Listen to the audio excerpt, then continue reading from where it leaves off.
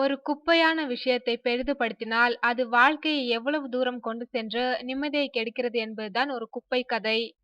புதுமண தம்பதி இருவரிடையே எழும் ஒரு சிறு பிரச்சனையின் தொடர்ச்சி, அதன் வளர்ச்சி, அதிர்ச்சி, விளைவு, பின்பு அதன் முடிவு என்ன என்பதே திரைக்கதையின் பயணம். பெயரில் குப்பை இருந்தாலும் இது ஒரு குடும்ப கதைதான். பல படங்களில் நடன இயக்குனராக பணிபுரிந்த தினேஷ் மாஸ்டர் தான் இதில் நாயகனாக நடித்துள்ளார். சமுத்திரக்கனி, அமீர், மிஸ்கின் ஆகியோர் கேட்டு நடிக்க விரும்பிய கதை இது. தினேஷ் மாஸ்டர் நடித்துள்ளார். வழக்கு எண் 18/9, ஆதலால் காதல் செய்வீர் படங்களில் அசாதாரண முகம் காட்டிய கதாநாயகி மனிஷா யாதவ் தான் நாயகியாக நடித்துள்ளார். காமெடிக்கு யோகி பாபு உள்ளார். நாயகனின் அம்மாவாக ஆதிரா வருகிறார்.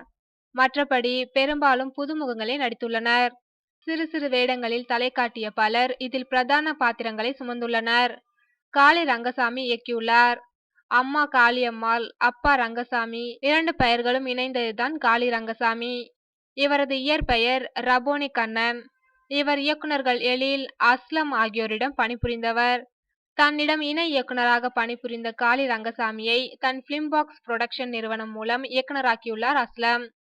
அமீர், சேரன், ராதா மோகன் ஆகியோரிடம் உதவி இயக்குனராக பணிபுரிந்தவரும் பாகன் படத்தை இயக்கியவருமான அஸ்லம் தன் இணை இயக்குனரும் 15 ஆண்டுகால நண்பருமான காளி ரங்கசாமிக்கு பட வாய்ப்பு கொடுத்து தன் நிறுவனத்தின் மூலம் தயாரிக்கிறார்.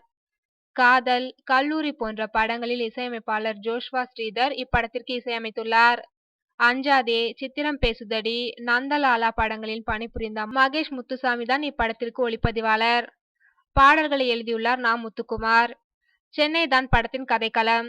குறிப்பாக அடித்தட்டு குடிசை பகுதியில் கதை நடப்பதால் கூவம் நதிக்கரையோரம் தான் பெரும்பகுதி படப்பிடிப்பு நடந்துள்ளது.